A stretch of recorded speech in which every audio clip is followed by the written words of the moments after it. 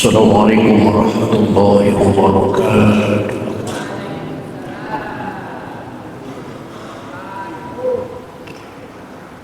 الحمد لله رب العالمين، والصلاة والسلام على أشرف الأنبياء والمرسلين سيدنا وحبيبنا وشفيعنا ومولانا محمد وعلى آله وأصحابه أجمعين. لا حول ولا قوة إلا بالله العلي العظيم. أما بعد، قد قال تعالى في آيته الكريم: أعوذ بالله من الشيطان الرجيم، بسم الله الرحمن الرحيم، وما خلقت الجن والإنس إلا ليعبدون. صدق الله العظيم. Hadirin bapak-bapak, segenap jamaah dan pengurus Masjid Jami Safinatun Najah, bil khusus yang hadir ta'lim pada malam ini, yang saya hormati dan yang saya muliakan.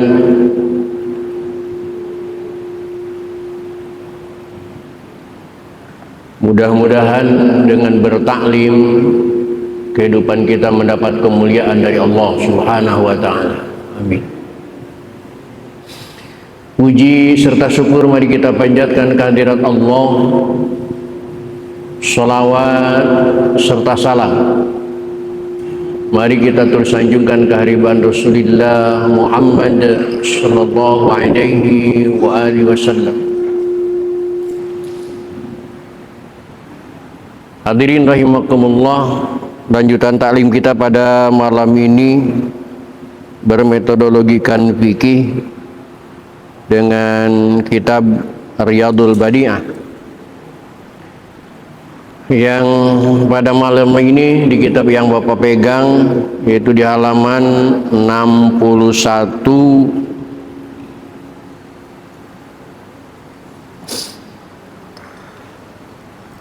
Di halaman 61 baris terakhir paling bawah di ujung barisan ada kalimat wala tasihhu imamatul unsa illa lin nisa. Silakan dicari dan diperhatikan, dan kita buka saja ta'lim ini dengan sama-sama membaca Ummul Quran surah Fatihah. Saya berharap kepada Allah Subhanahu wa taala semoga dengan asbab membaca Ummul Quran Allah berkenan mengampuni dosa dan kesalahan yang pernah kita lakukan di masa lalu. Amin.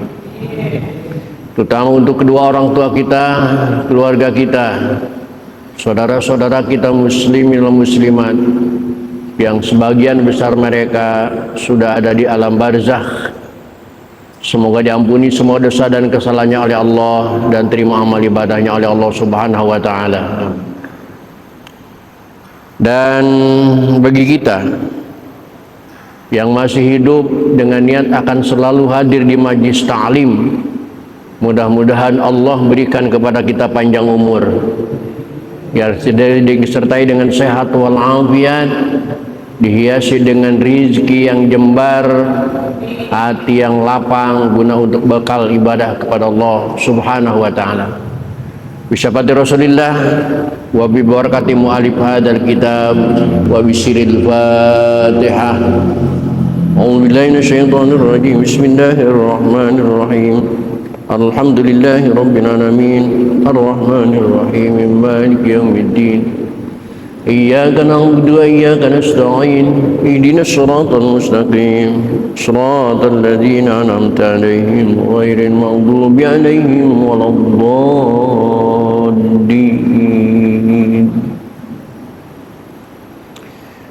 Baik hadirin, silakan diperhatikan di halaman 61 baris terakhir paling bawah di ujung barisan ada kalimat wala tasihhu imamatul unsa illa lin nisa.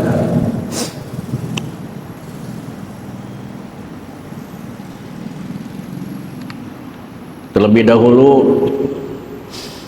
saya briefing, ini kita lagi ngaji ya, lagi memperdalam ilmu agama, bukan untuk menyinggung, bukan untuk menyindir, tetapi kita lagi ngaji.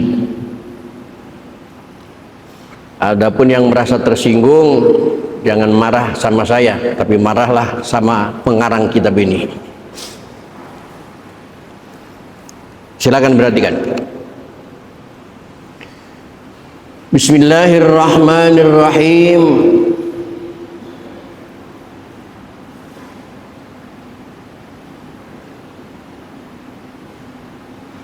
Wala tasihhu imamatul unsa, dan tidak sah menjadi imamnya seorang perempuan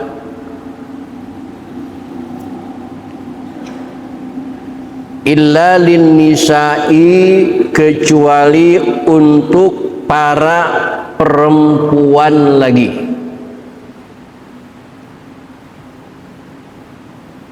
Dalam berjamaah memilih imam harus zatnya lebih tinggi daripada makmum. Nanti dijelaskan pilihan imam di akhir pertemuan malam ini. Oleh karena itu, tidak sah seorang imam perempuan sementara makmumnya laki-laki. Tidak sah. Islam yang berkembang di Amerika dalam melaksanakan sholat Jumat diimami oleh seorang perempuan, itu adalah Islam sempalan, Islam yang sesat, Islam yang didesain sengaja untuk menghancurkan agama Islam yang benar. Kita tidak bicara hukum, bicara realisasi saja. Seandainya imamnya seorang perempuan, makmumnya bapak-bapak di belakang, imam itu pilihan masyarakat, imamnya cantik, semok, denok, montok, begitu ruku mukenanya robek,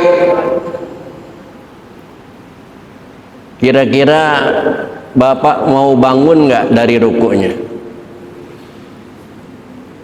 Sebelum bapak bangun dari rukunya, pasti sudah ada yang bangun duluan, karena ngelihat mukenanya robek.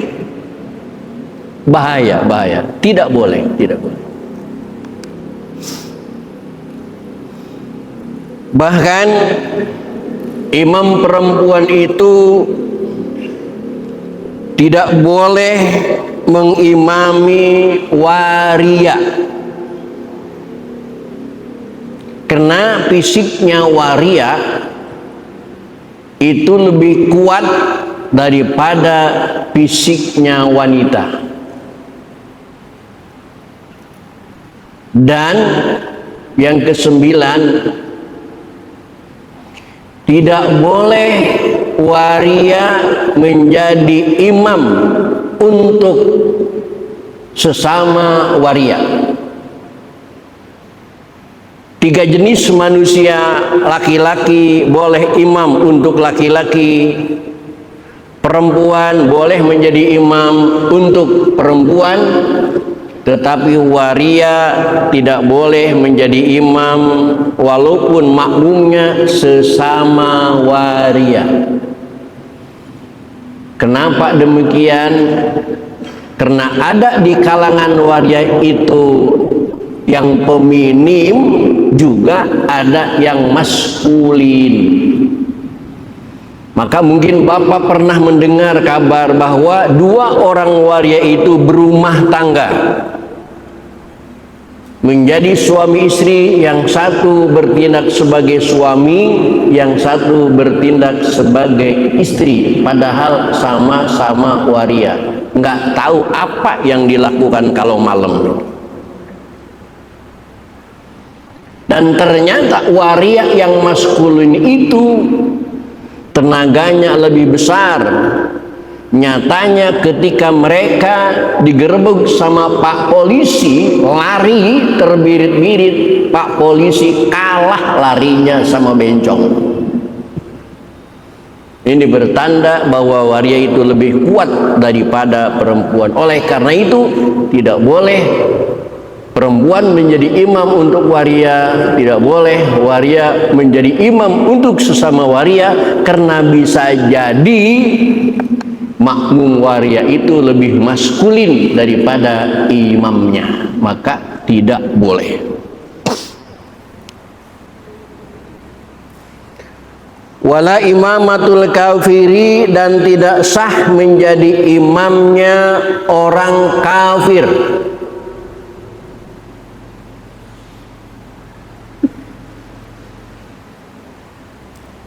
Kafir sepandai apapun dalam agama, kafir sepasih apapun makharijul hurufnya, kafir selincah apapun nahu dan sorofnya, sekali kafir tetap kafir. Tidak boleh dijadikan sebagai imam di dalam sholat.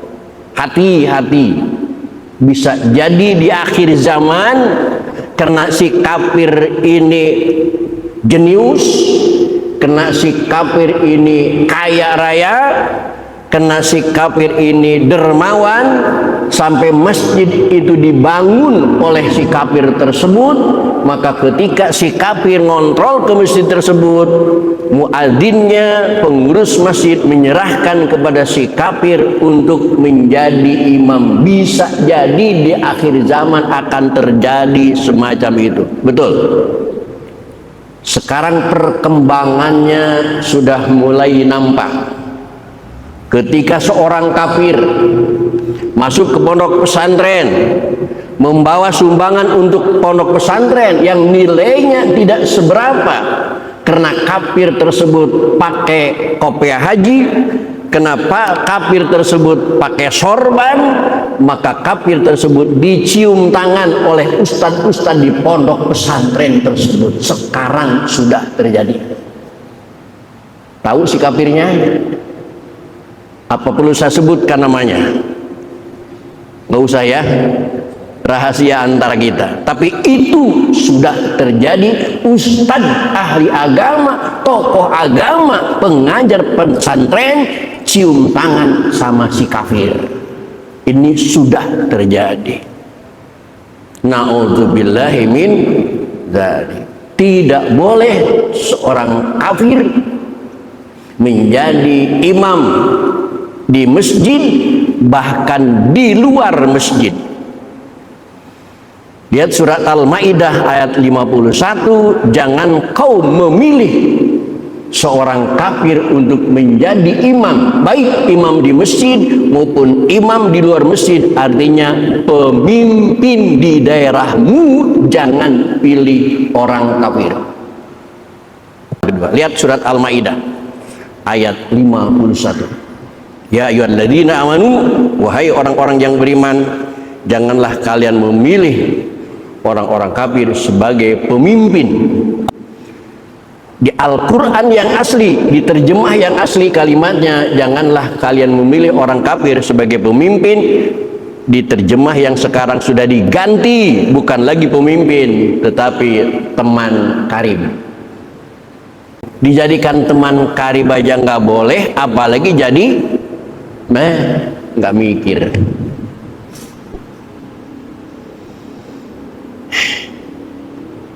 Sampai ke sini aman. Sampai ke sini aman. Yuk kita lanjutkan. Mulai pedes nih. Walaman, dan tidak sah menjadi imamnya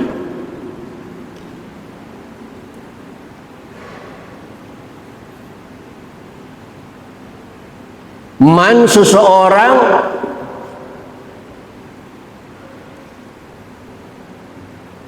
la yumayyizu, yang belum tamyiz, tidak bisa membedakan antara makhrij huruf satu dengan yang lainnya. Tidak boleh menjadi imam seseorang yang belum bisa membedakan makhrajul huruf antara satu dengan yang lainnya, sehingga terjadi kekeliruan makhraj. Bismillahirrahmanirrahim, ha makhrajnya desah, tapi dia baca Bismillahirrahmanirrahim. Orang yang membaca Bismillahirrahmanirrahim tidak boleh menjadi imam, tidak boleh menjadi imam, karena makhrajnya belum mengena. Karena bacaan Rahman maknanya berbeda dengan Rahman, hati-hati.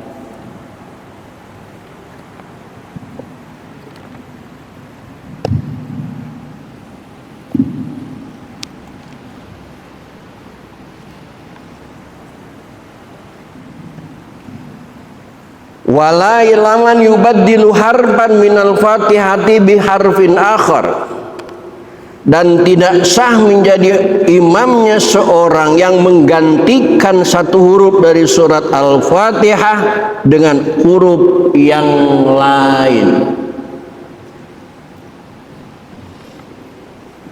Jika ada seorang imam yang suka menggantikan huruf dari Fatihah, jangankan semua huruf, jangankan 3 huruf, 1 huruf di Fatihah diganti dengan huruf yang lain, maka orang tersebut tidak boleh dijadikan imam karena tidak sah menjadi imamnya.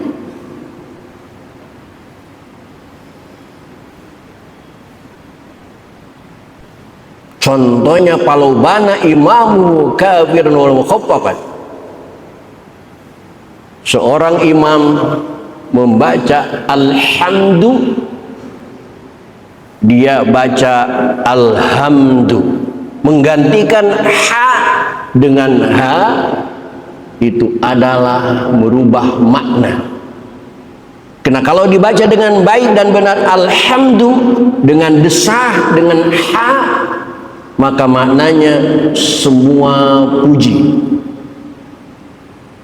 Tetapi kalau diganti dengan alhamdu menggunakan hak besar, hak dada disebutnya, maka maknanya bukan lagi semua puji, tetapi berubah menjadi semua kelemahan. Hamadal mator, hujan sudah reda. Hamadal ghadab, marah sudah luntur, dan lain sebagainya. Hamada mempunyai makna kelemahan, sedangkan hamada punya makna kelebihan. Membaca alhamdu berarti semua kelemahan milik Allah, Tuhan semesta alam. Maka hukum menyatakan orang yang membaca alhamdu ketika membaca Fatihah dinyatakan tidak sah menjadi imamnya dan tidak sah melaksanakan sholatnya. Hati-hati. Alhamdulillahi rabbil alamin, batal Fatihahnya, batal sholat. Apalagi alhamdulillahi rabbil alamin, jangan dijadikan imam baru ngalamin ya. Hati-hati, hati-hati memilih imam, hati-hati. Usaha kan native language itu lagam daerah tertentu, no, bukan lagam tapi males. Karena kalau mau belajar, kita tahu Qori internasional yang sejari dulu muda sampai sekarang sudah sepuh, tidak tergantikan kehebatan internasionalnya. Siapa beliau? Haji Muammar ZA. Orang mana? Tegal, Jawa Tengah. Karena kalau mau belajar, Haji Humedi, juara internasional Qori terbaik. Beliau sudah almarhum, al-maghfurlah, mudah-mudahan ditambahkan pahalanya oleh Allah Subhanahu wa taala. Pertanyaannya, Haji Humedi orang mana? Orang Kulon. Tapi ternyata enggak Alkamdu, enggak Hirokmani Rokim. Bagus. Setiap daerah ada native language. Karena ulama-ulama sana yang belajar tetap benar. Jadi tidak ada alasan untuk bersembunyi di balik langgam, tidak ada alasan. Maka dinyatakan siapapun yang membaca Fatihah menukar huruf satu Fatihah dengan huruf yang lain, maka jangan sekali-kali dijadikan imam. Saya urut. Yang sering terjadi kesalahan dalam baca Fatihah, alhamdu seringkali dibaca alhamdu. Hirabbil alamin seringkali dibaca hirabbil alamin. Ar-Rahman ada yang baca Ar-Rahmanir Rahim. Maliki bahkan ada yang sok fasih dia membaca maliki pakai qaf, itu juga tidak sah. Yaumiddin, da itu bukan d. Rata-rata orang yang baca da berubah menjadi a b c d, padahal makhrajnya bukan. Yaumiddin bukan yaumiddin. Lebih patah lagi, ada imam yang baca iyyaka na'budu wa iyyaka nasta'in, hilang tasdidnya iya, maka rubah maknanya menjadi musyrik atau kufur. Karena kalau kita membaca iyyaka na'budu wa iyyaka nasta'in, punya arti hanya kepadamu ya Allah na'budu, kami menyembah, wa iyyaka nasta'in, dan hanya kepadamu ya Allah nasta'inu, kami mohon pertolongan. Tapi kalau di atas iya tidak ada tasdidnya, dibaca iyyaka na'budu wa iyyaka nasta'in, maka maknanya berubah total menjadi hanya kepada sinar matahari na'budu, kami menyembah, wa iyyaka hanya kepada sinar matahari nasta'in, kami mohon pertolongan. Orang-orang yang menyembah sinar matahari itu bukan beragama Islam tetapi beragama Shinto. Tahu Shinto? Enggak tahu. Tahu Shinto gendang? Itu saudaranya itu. Shinto di Jepang. Iyyaka na'budu wa iyyaka nasta'in, ihdinas mestinya menggunakan hak dada, tapi dia baca ihdinas, itu juga jangan jadikan imam. Ihdinas siratal mustaqim, qaf dia baca menjadi kaf, itu juga batal. Mestinya ihdinas siratal mustaqim, qaf makhrajnya dalam, tapi dia baca ihdinas siratal mustaqim, tidak sah baca Fatihahnya dan juga tidak sah salatnya. Siratal ladzina an'amta 'alaihim, di dalam kitab I'anatul Talibin dilarang berhenti pada kalimat siratal ladzina an'amta 'alaihim. Adapun Mekah dan Madinah yang berhenti di siratal ladzina an'amta 'alaihim, karena mereka berangkat Al-Fatihahnya dari Alhamdulillahi Rabbil Alamin, bukan dari Bismillahirrahmanirrahim. Maka kalau mereka tidak berhenti di kalimat siratal ladzina an'amta 'alaihim, maka Fatihah bagi mereka cuma 6. Kita hitung Alhamdulillahi Rabbil Alamin, Ar-Rahmanirrahim, Malik Yaumiddin, Iyyaka na'budu wa iyyaka nasta'in, ihdinas siratal mustaqim, siratal ladzina an'amta 'alaihim ghairil maghdubi 'alaihim waladdallin, menjadi 6. Dan mereka tidak mau dikatakan baca Fatihah cuma 6 ayat, karena Allah berfirman di dalam Al-Qur'an, walaqad atainaka sab'an minal masani wal qur'anal adzim. Pernyataan Allah bahwa Al-Fatihah itu terdiri daripada 7 ayat. Maka ayat yang ke-6 mereka bagi 2, siratal ladzina an'amta 'alaihim ghairil maghdubi 'alaihim waladdallin, maksudnya supaya 7 ayat dan tidak bertentangan dengan firman Allah, laqad atainaka sab'an minal masani wal Qur'an azim.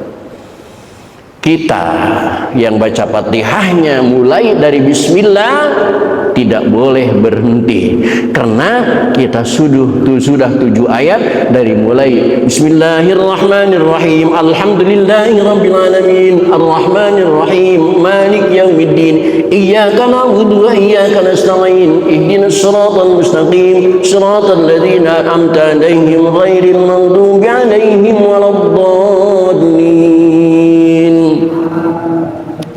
Bagi kita sudah 7 ayat, maka tidak boleh berhenti kecuali napasnya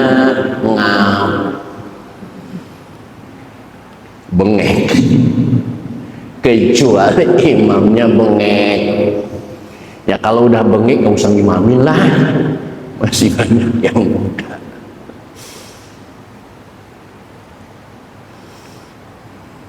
Minal Fatihah biharbin akhar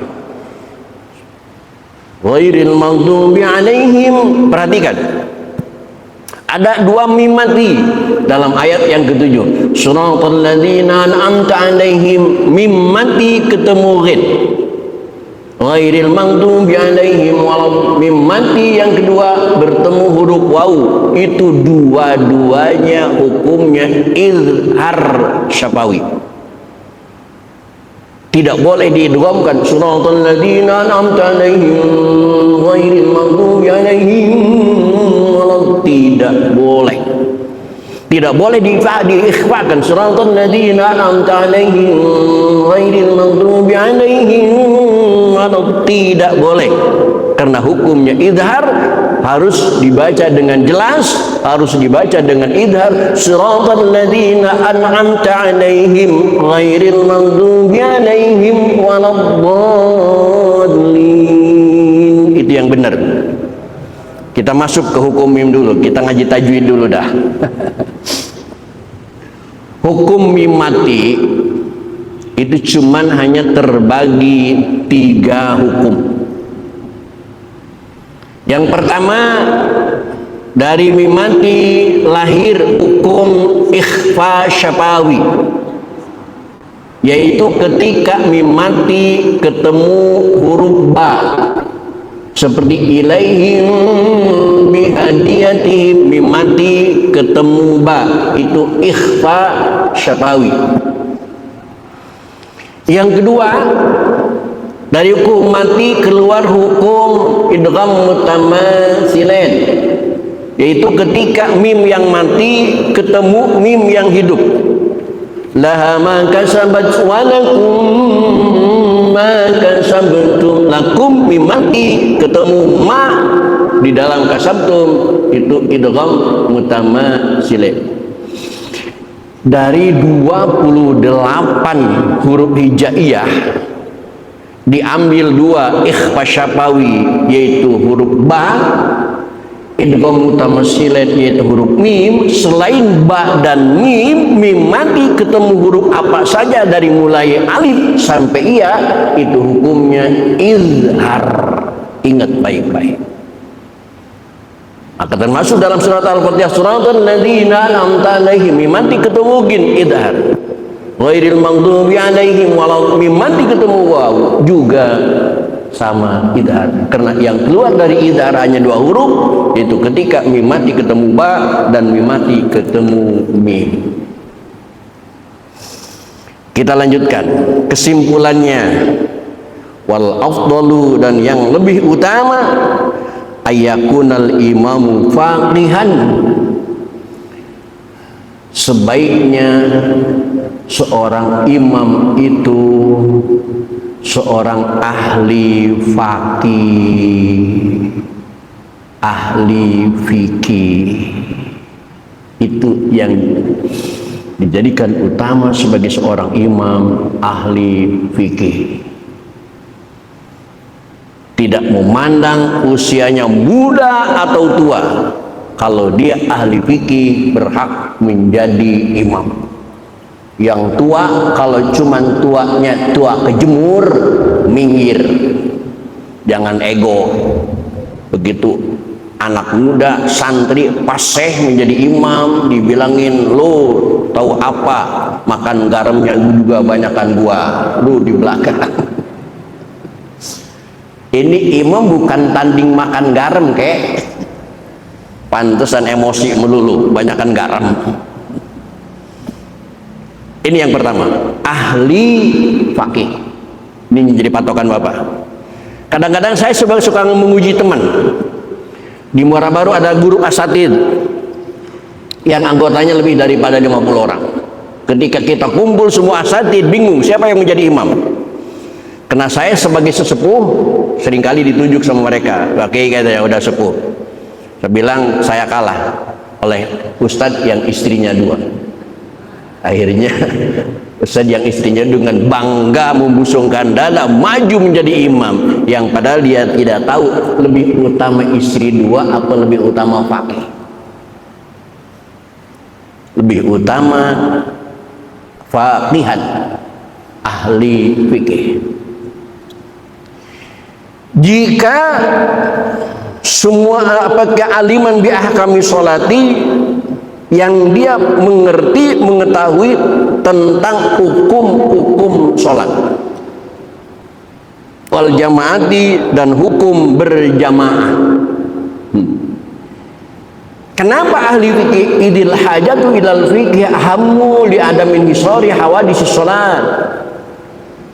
Karena dalam sholat itu lebih dibutuhkan fikihnya daripada nahuknya.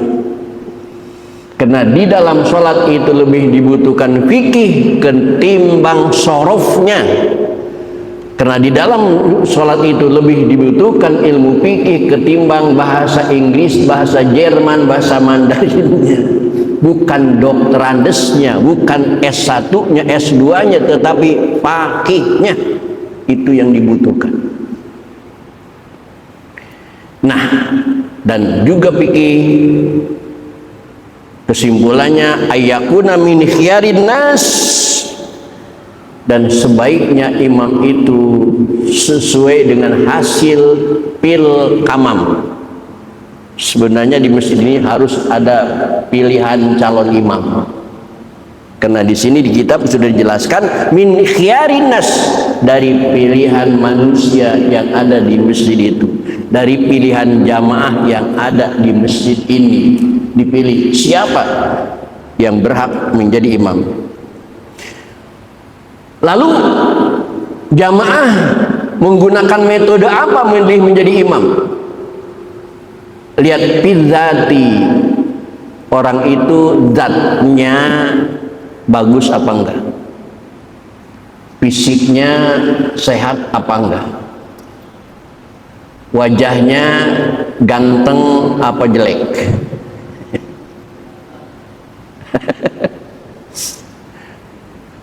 Selamat yang ganteng jadi imam. Wan nasabi, ada seorang ustadz pakih, sama-sama pakih, alim sama-sama alim, gagah sama-sama gagah, zat sama-sama bagus, tetapi lihat wan nasabi, keturunannya, yang satu anak ustad, yang satu bukan anak ustad, maka yang anak ustad lah yang dipilih menjadi imam. Hati-hati. Wan nasabi, wasifati, dan sifatnya. Ustad di sana itu rata-rata fakih, rata-rata ganteng, rata-rata gagah, rata-rata anak ustad juga, tapi sifatnya lihat. Mana ustadz yang menggunakan etika sopan santun, mana ustadz yang sombong, yang sopanlah yang harus dijadikan imam. Wasifati. Maka di sini kalau Bapak ngaji tengahnya, fayuqaddumul ashah qiraatan, yang pertama setelah faqih, pilihlah calon imam yang bacaannya fasih. Fal azhad, dua-duanya fasih. Lihat ustadz yang zuhud, lihat ustadz yang berjuang, lihat ustadz yang konsisten terhadap ibadah sholat. Fal aura semuanya zuhud, semuanya berjuang, konsisten. Lihat ustadz yang aura, makannya halal semua, tidak mencampurkan uang haram dan uang halal. Yang dia makan halal semuanya, usahanya halal semuanya, bisnisnya halal semuanya, dan juga dia menerima qadarullah, hidup tidak kaya tapi dia bahagia. Itu yang dipilih. Baru Al-Asan yang berapa itu? As-sah qiraatan Al-Asad Al-Aura. Yang keempat Al-Asan. Siapa yang lebih tua? Yang kelima Al-Ashraf nasabat. Yang kelima, siapa yang derajatnya di daerah itu lebih tinggi. Yang satu ustadznya sebagai RT, yang satu ustadznya sebagai RW. Ustadz yang RW yang dipilih. Fal ahsan zikron, semuanya tidak jadi RT tadi jadi RW, nggak ada ustadz yang jadi RT jadi RW. Maka namanya yang bagus siapa? Al ahsan zikron, sebutannya yang bagus, panggilannya yang bagus siapa? Panggilannya semua bagus. Pal andob sauban, siapa di antara ustadz yang hadir yang pakaiannya lebih bersih? Yang satu bersih, yang satu kotor. Maju yang bersih, pakaiannya bersih semua, putih semua, bagus semua. Pawajahan, siapa ustadz yang wajahnya lebih ganteng? Ustadz yang ganteng maju, yang jelek nyingkir. Ini jujur Pak, jujur ini, jujur ini. Cuman saya di sini nggak punya proyektor kan, jadi bapak nggak bisa ngelihat. Bapak lihat di dalam kitab Riyadul Badiyah, di dalam kitab kuningnya deh, di halaman 42. Belum selesai Pak, belum selesai. Wajahnya sama-sama ganteng, namanya ustaz. Selanjutnya, pilihan selanjutnya fabadanan, fisiknya siapa di antara ustadz yang gagah? Yang satu gagah, yang satu letoy. Hai, jangan dipilih. Nanti takbirnya ngaco.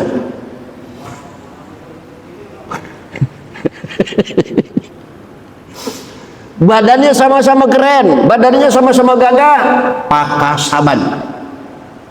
Siapa ustadz yang punya usaha? Yang ustadz yang punya usaha maju, yang nganggur nyingkir. Sama-sama punya usaha, sama-sama punya bisnis, dagang es juga sama-sama. Pak Ahsana sautan, siapa di antara ustadz yang suaranya lebih merdu? Oh, panjang Pak, panjang. Selesaikan gak nih? Selesaikan gak nih?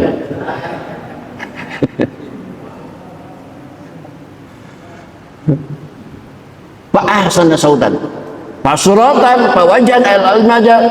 Nah, yang selanjutnya Faduz zaujah, pilihlah ustadz untuk menjadi imam yang sudah punya istri. Bujangan nyingkir. Kena bisa jadi dalam sholatnya bujangan menghayal.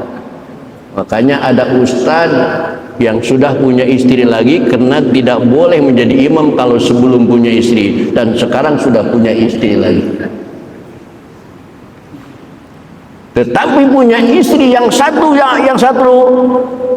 yang ustadz satu dua, maka istri yang dua itulah yang maju. Tetapi ingat, punya istri itu pilihan nomor keberapa?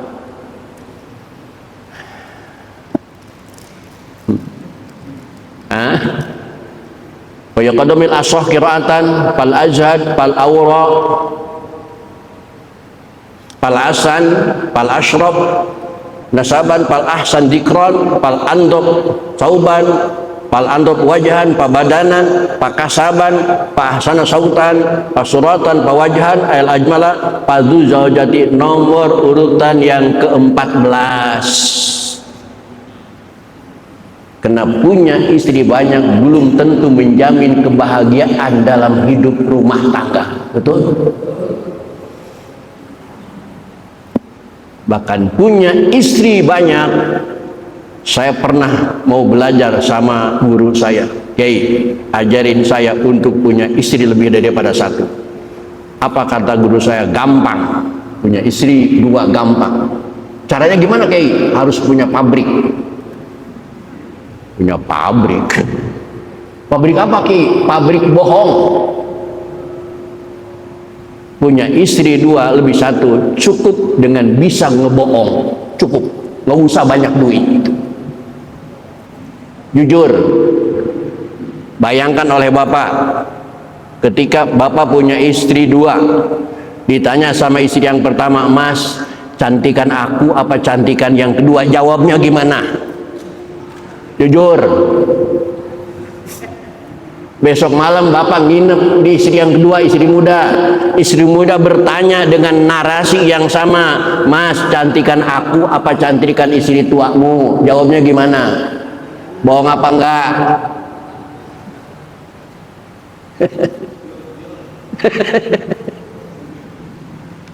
Fadul zaujah. Dua-duanya istrinya ustadz itu punya istri 2. Pak ahsana jauzatan. Lihat istri ustadz yang mana yang cantik.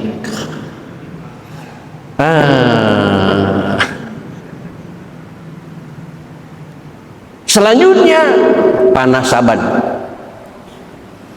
Ustadz ini 2 istrinya sama-sama 2. Cuman banyak anak yang mana? Ustadz ini anaknya 2, ustadz ini anaknya 4, maka yang anak 4 yang menjadi imam. Nanti diperpanjang ini sama Ki Anatul Talibin. Anaknya sama-sama. Ya.